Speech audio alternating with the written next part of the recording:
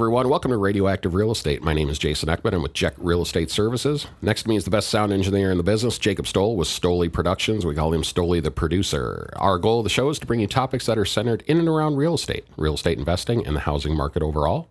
We bring in guest speakers each show who are working in their field to give you relevant information that you can use right away in your life and in your business. This week, our topic is property management. And to give us all the information we need to have success, we have our special guest, who is Dana Fassett from Dana Realty Group. Dana gave me a whole bio. Hey, Dana, how you doing? I'm good. Jason, how you doing? So Dana is a professional in real estate dealing strictly with residential sales, property management, and that is by her choice. Transplant from the upper Midwest and right from Minneapolis area, from Stillwater, if anybody's listening up there, right on the river. Before her move to Florida, which was 12, 13 years ago, she pursued and promoted to management. Pursued and promoted to management. Short. I should have probably read this beforehand, Dana. That would have been easier. Of all the companies she ever worked for, they have seen improved relations and bottom lines, and she has a knack for working with the public. She enjoys the beach, camping, the beach, thrift stores, the beach, tennis, Disney, all that kind of stuff, living in Central Florida. She's done fix and flips. She does property management. She does sales. She works with the trades, contractors, get the best bang for their buck. Like she said, has been down here 12, 13 years, married a golden doodle. Golden doodle? He is a golden doodle. His name is Tucker. Absolutely. And she is right here awesome. In Central Florida. Jason awesome. All right, Dana, welcome to the show. And we are here, like we said today, to talk about property management, which is something that I don't want to do. I can tell you that. A lot of people don't want to do it. Right. It can be a scary field. Yeah. Well, let me ask you this right away. First question. What is the one thing you want people to know about property management that they need to know right out of the gate? Right. Well, property management, take the words at face value. Okay. So you've got a property. It's an asset to an owner. Well, at least we hope so. And it has great potential to make owner good money, not only through the rents that they collect monthly, but also through the growth in value. And so far, the growth in value over the past, even 8, 9, 10 years has been pretty appreciation, good. Pretty absolutely. good, absolutely. But the management side of things, that is also, whether you're going to self-manage or hire a professional, you need to manage both the tenant relations and the maintenance of the home. And within the maintenance, believe it or not, even with the tenants, that also involves the emergency and preventive maintenance. So in other words, you not want to just manage the mechanical side of a home, but also the tenant relations. Okay, so let me ask you. So I'm coming to you, I need property management. And we sign up, whatever the agreement is, all that kind of stuff. You're managing the tenant. Now, are you also managing the maintenance on my home, or am I doing that? Or are there different ways to do that? I mean, I would assume there's probably not one industry standard. It depends on how much people want to get involved. But I guess, how do you go ahead and handle that? Well, to be honest with you, in my early years, I allowed the owners to get a little bit more involved. And I will be honest with you, there is a problem because of the Fair Housing Act and legalities. There's a lot of things that have to be really careful of, and especially if you're licensed, which I am. There are certain things that are considered emergency. Okay. And that is, we can't call the owners and they don't necessarily want us to. If a pipe is burst, do they want us to call them and say, absolutely, you just want to get it taken care of. But also, we want to make sure we hold down the tenants, too, so we're not doing too much maintenance. They're like, oh, I lost the knob is loose on my kitchen cupboard. Mm-hmm. Well, tighten it or I'm going to charge you, tenant. So there are things that we want to, put a little bit of responsibility on the tenants. Sure.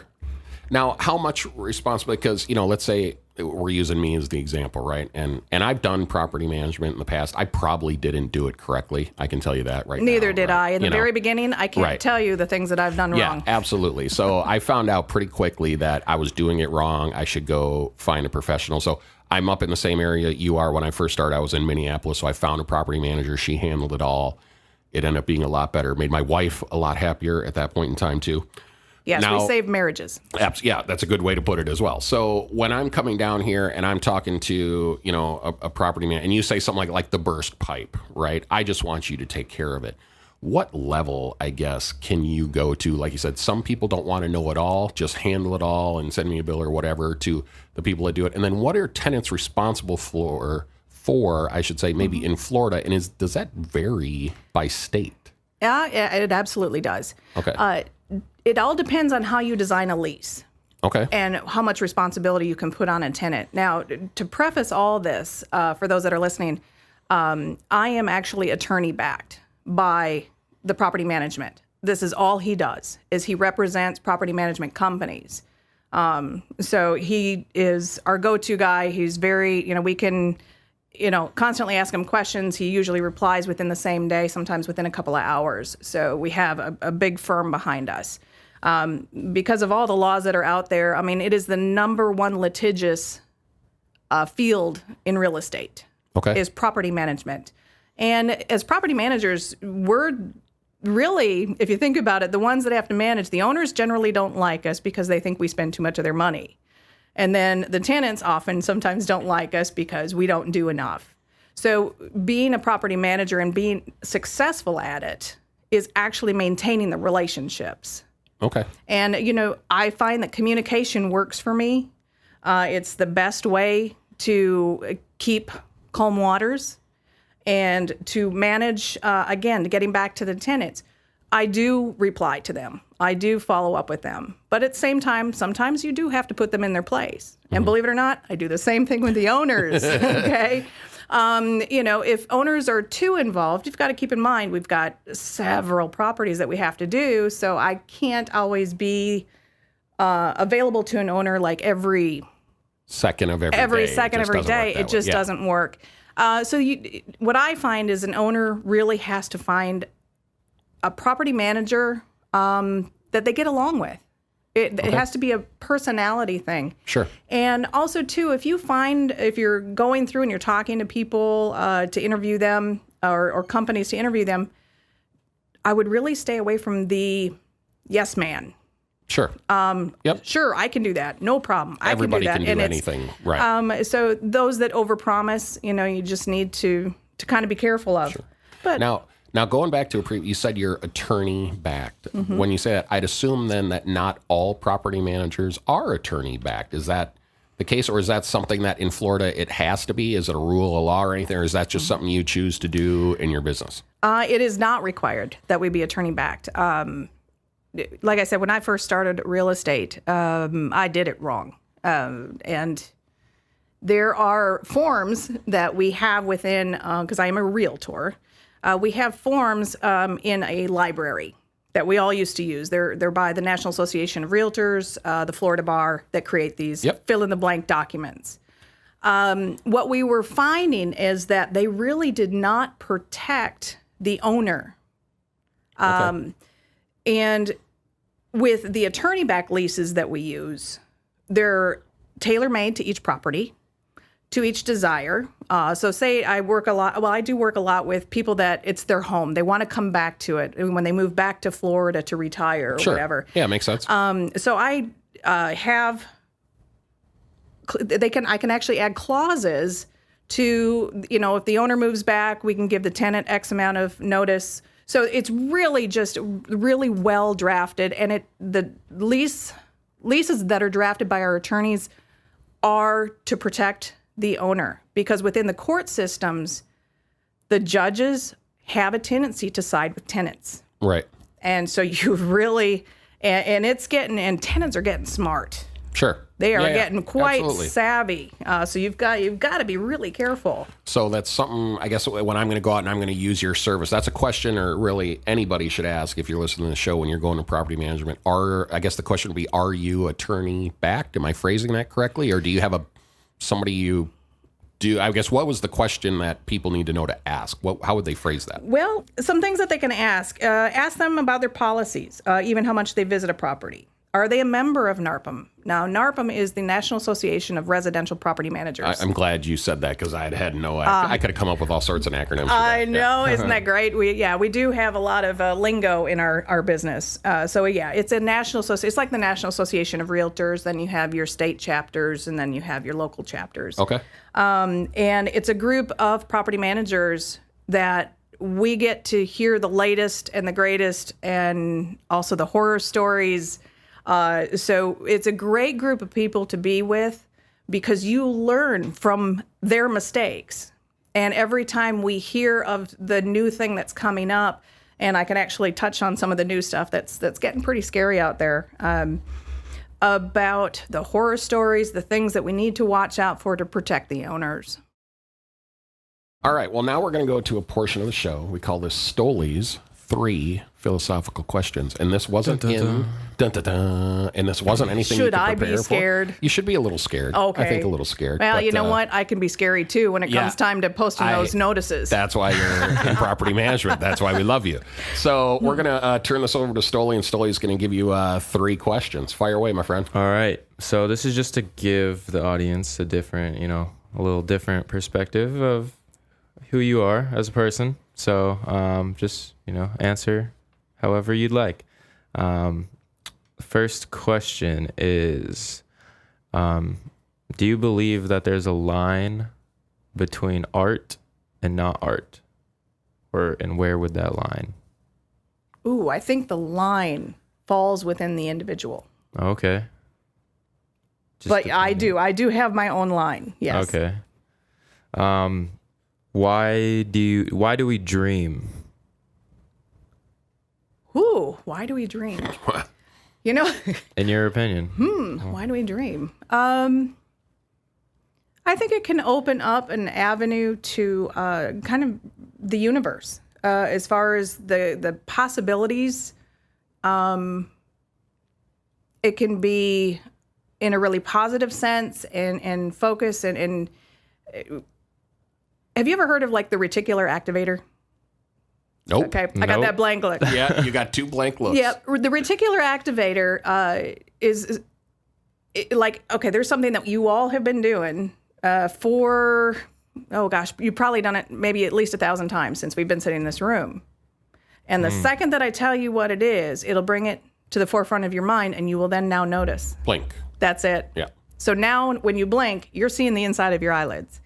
When you bought your car, all of a sudden, how many of that same car did you see? Did you see? Okay, so that's what that is. That's the reticular activator. So I think with dreams, sometimes it can be a way that, whether you're religious, that either it's a way that your religion is talking to you or the universe is talking to you, and sometimes it's to lift us up. And sometimes it's to make us a little more cautious or a little more aware of our surroundings. Ground us. Ground us. Or maybe, Excellent. Maybe to tell you shouldn't have had that 4th glass of wine before you went to sleep. That could possibly be it too. So don't you wake up with hangovers? Yeah, maybe. And then the last question, in again your opinion, what does it mean to live a good life? In my opinion, because I classify myself as a Christian. And a good person is somebody that will do whatever it is, knowing that Christ is standing next to them. So even sometimes just doing the right thing, even if it hurts, or it can hurt somebody we love, or whatever that case is, I think it's just important that we always really just do the right thing when nobody's watching. All right. Do the right thing. That's what you got to do. Yeah. So, all right. Well, that was Stoley's 3 philosophical questions. And they were Stoley goes deep. Yeah. Got to be careful. You got to look out for what he's throwing at you over there. So we're going to come after it. So, all right. So coming back to property management, we're with Dana Fassett. Dana, what are, and I know you have them right here, so I'm gonna throw you a softball right down the pipe here. Oh gosh. What are the 3 things that property owners are not aware of that they need to know or look out for? Oh, I have a list of like 20. I know you do. I know you do, but just give us 3. I'm a note taker, Okay. and I'm a preparer. So I have to tell you one. 3 things that they're not aware of. Owners need to know that even though the payments keep coming in from tenants month after month after month, and they think, oh, no news is good news, everything's fine. Oh, not necessarily. Know Not hearing from a tenant is not always a good thing, even when those payments are coming in. One example, and it was not one of my properties, although I was asked to become involved. There was a medical professional that was renting this beautiful 2-story estate home, paid the rent faithfully, couple years, no calls, no complaints, but literally monkeys everywhere. And you know what monkeys do with their poo? Yeah. Yeah. Okay. Well, it was everywhere. And the stench was toxic. I don't even know a follow-up question to something like that. I'm just going to let it go. I don't want a follow-up question to that. Yeah, it's amazing the things that I have seen. So yeah, I went in. The stench was so toxic, and I won't even get into the part that there was children's clothing and rooms there. Well, anyway, it had to be professionally remediated. The cost of over $25,000, and that did not including the home being put back together after it was done. Ugh. So that was just the remediation. Right. Now you said monkeys plural. Yes, there was about at least 4 cages that we counted. Oh, and man. in each room, and they had the In each room? well, I'm sorry, no. The monkeys were in each room, but there was okay. the 3, 4, 5 cages. Me. It was like four cages per room times 4 rooms. But they had this upstairs bedroom that had a window that was really, really high, and yep, the poo was up there too. It was the most insane thing I think I'd ever seen. Yeah, that is crazy. All right, what's the second one? Oh gosh. Actually, did you know that owners, once you hire a professional, that you're not actually allowed to ask us about the tenants that we place in the home? I did not know that. Yes. Now they ask. Trust me, they ask. Oh, I'm sure we do. But that Federal Fair Housing Act. There's 7 classes that we have to be careful of. So obviously, if I tell you, if I start explaining the tenant to you, how do you explain a tenant? How do you explain a person? Yeah. I mean, you describe them usually. Is but the how first do you thing do that? Well, and not you start with the word violate. she or he. Yeah, right. You are already violated. Yeah. Okay. So you've got and remember that involves race, color, religion, sex, handicap, familial status, national origin. So it's like, yeah, even we have to be careful. And I caught myself doing this once, and it was very innocent. This lady had a really great name, and it was around lunchtime, but her name was very Italian. Okay. And I said, what are you? I said, is that Italian? I love your name. Because I'm thinking pizza, spaghetti, I'm starting to get hungry. And then I just realized I possibly just violated the Fair Housing Act. It was very innocent. So that, again, using a property management company, and I'm not perfect. Right.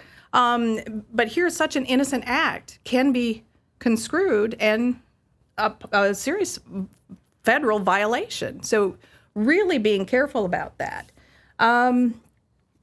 So, yeah, be careful on that Federal Housing Act. And do you know that, just a FYI, for owners that are doing this on their own, if there are a couple exceptions.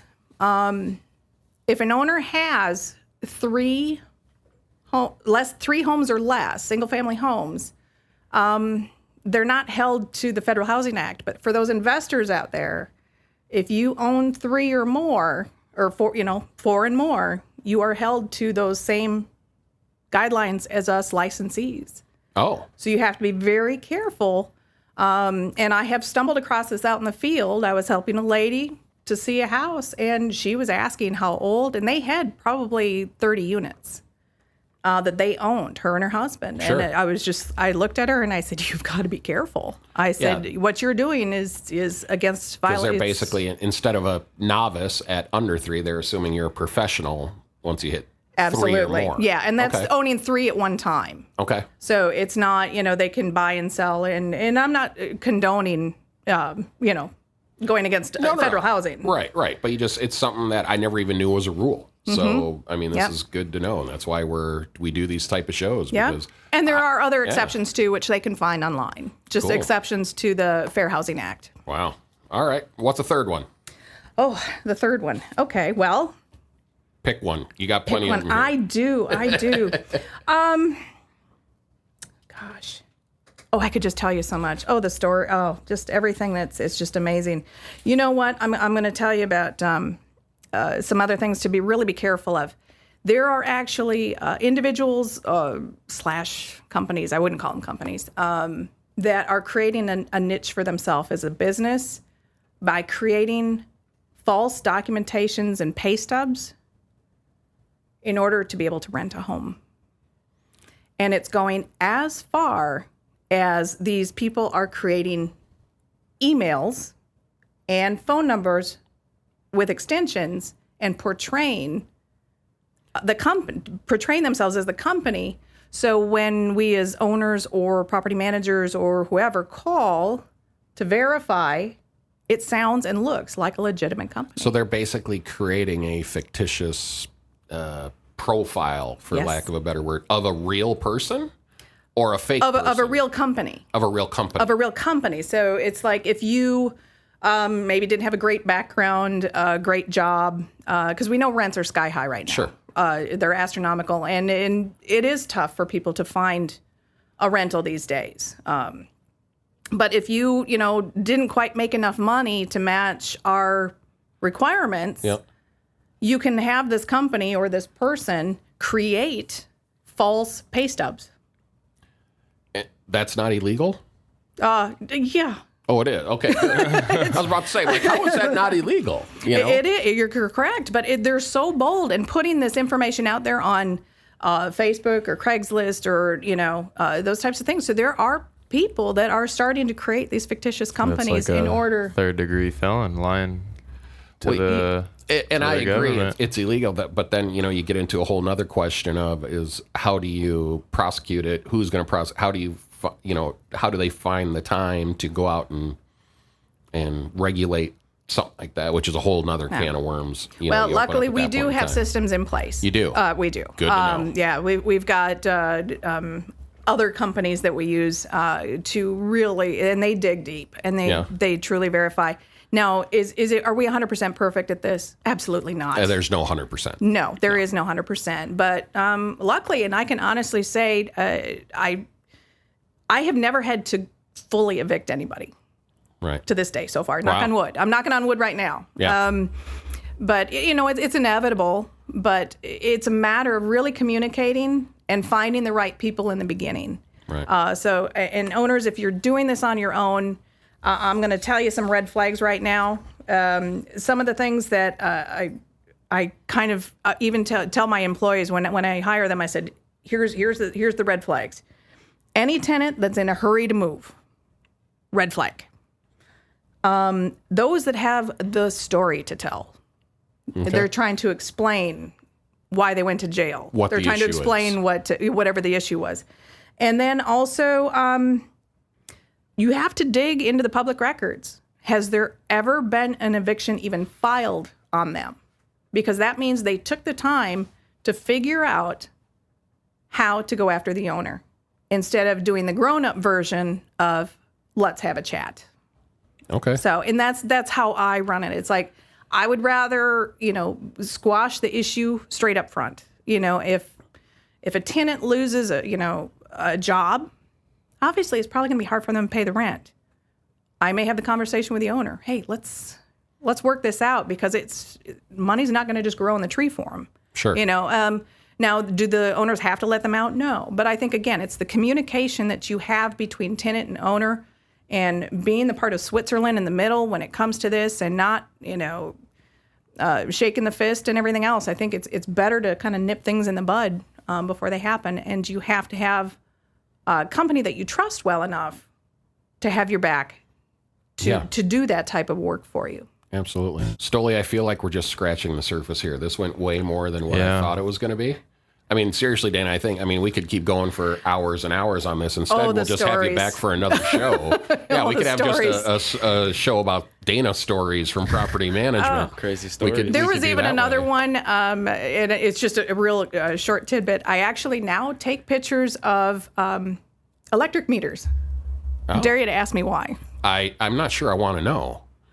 Because the grow house down the street actually swaps the meter out, so the electric bill it's insane, and that was not one of mine.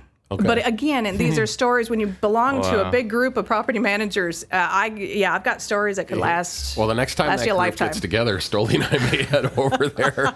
We'll do a couple shows of property management horror stories, or something like that. And I don't mean to scare people, because it really is a great investment. I mean. Yeah, and that's why I believe in real estate 110%. And that's why Stoli and I wanted you on the show, because, I mean, we believe in it 100% as well, and we want to give people value with what's going on. But a lot of people, are new to this, and property management scares people. When I first got into it, I managed, I think at one point we were up to about 8 units, and I realized I was kind of at that breaking point where I either need to commit full time and get rid of my other stuff, or I got to find a property, because it was taking up too much time. Yes. My wife and I were stressed, all those things. We weren't doing it correctly. Like you said, we probably didn't have the right forms, the right stuff. I knew nothing about that rule of, 3 or more or anything, because it's not something. I was in real estate. I wasn't in property management. So, those are two different and that's things. why I said, in the beginning when I mentioned in the bio that,